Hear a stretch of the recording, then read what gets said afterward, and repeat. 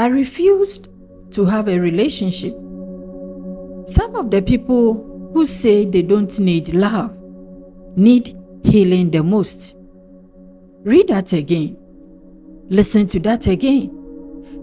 Some people aren't avoiding relationships because they are strong. They are avoiding relationships because they are wounded. And there's a difference, because strength says, I can love wisely. A wound says, I will never love again. And right now, millions of young people are carrying wounds they call wisdom. They say relationships are stressful. They say people are dangerous. They say I'm happier alone. They say I don't need anybody. But beneath those words, there's often a quieter voice. A voice that says, I don't want to be hurt again. I don't want to be abandoned. I don't want to be disappointed. I don't want to give my heart away and watch it break. And suddenly, what started as protection becomes prison. The frightening thing about emotional prisons is this: you can decorate them, you can call them freedom, you can call them independence, you can call them self-love, yet still remain trapped, because loneliness doesn't always feel empty. Sometimes loneliness disguised itself as comfort. This generation has more ways to connect than any generation before. Thousands of friends, hundreds of followers, unlimited messages, constant notifications. Yet, many people have never felt more alone. Because information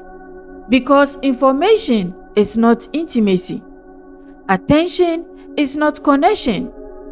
Being noticed is not the same as being known.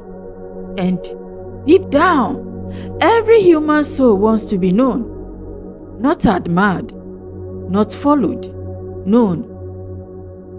There's a young man sitting alone tonight. He laughs online, posts pictures, makes jokes, look fine. But nobody knows he hasn't told anyone what he's really feeling in years. Nobody knows how much he carries. Nobody knows how afraid he is of trusting people. Nobody knows how many times disappointment taught him to stay silent. There's a young woman listening to this too. She too tells herself she doesn't need a relationship. But the truth is, she once believed in love. She once believed someone will stay. Someone will understand. Someone will choose her. But life taught her otherwise. By now, she protects herself by pretending she no longer cares. And little by little, her heart becomes harder. Not because she is cold, because she is tired. Tired build walls. Healed people build boundaries.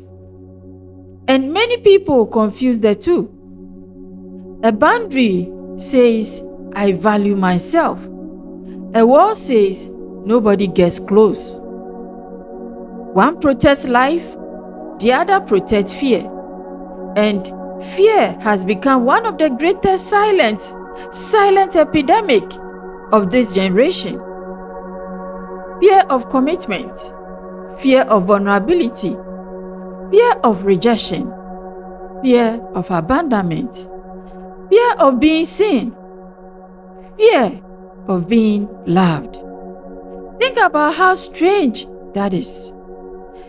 Human beings are starving for connection, yet running from the very thing they need. It's like dying of thirst while fearing water. But where did this begin? The answer is deeper than most people realize. Human beings were never created for isolation. Before God created governments, before God created businesses, before nations, before technology, before success, before wealth, before achievement, He created relationship. Because relationship is not a human idea. It is God's idea.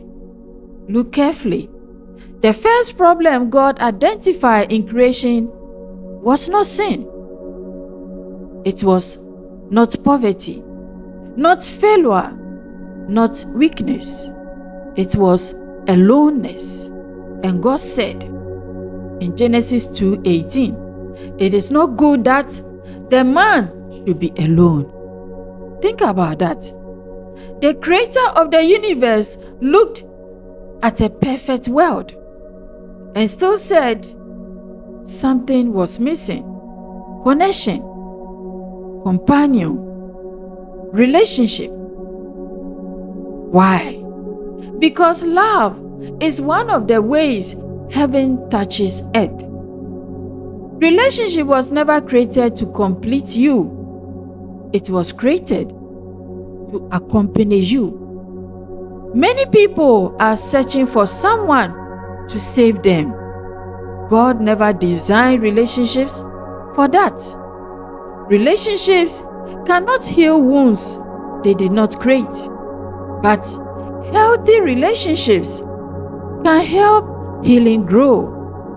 The problem is that many people enter relationships carrying invisible injuries. Then they ask another wounded person to become their medicine. And when that person fails, their fear becomes stronger. But the answer is not isolation. The answer is healing. Because the greatest danger is not heartbreak. The greatest danger is allowing heartbreak to convince you that love itself is dangerous. This is where many people become trapped. One betrayal becomes nobody can be trusted. One rejection becomes nobody will choose me. One disappointment becomes love doesn't exist. Relationships are pointless.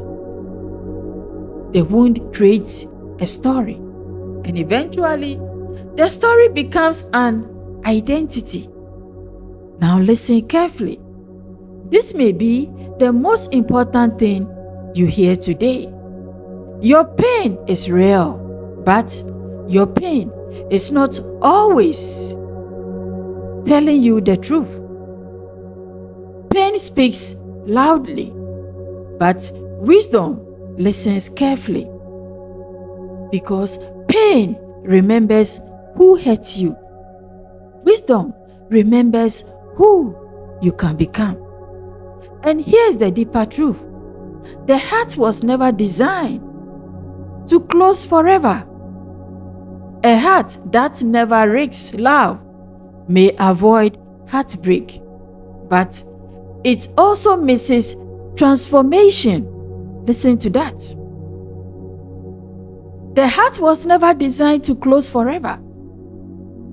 A heart that never risks love may avoid heartbreak, but it also misses transformation.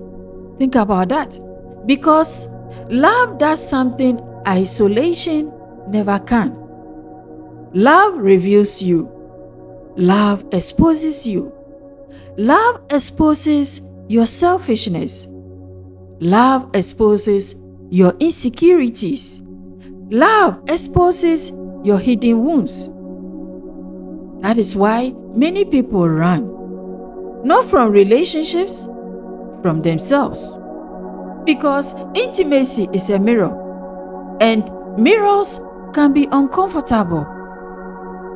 Dear friend, Ancient wisdom compares the human heart to soil. Listen, when soil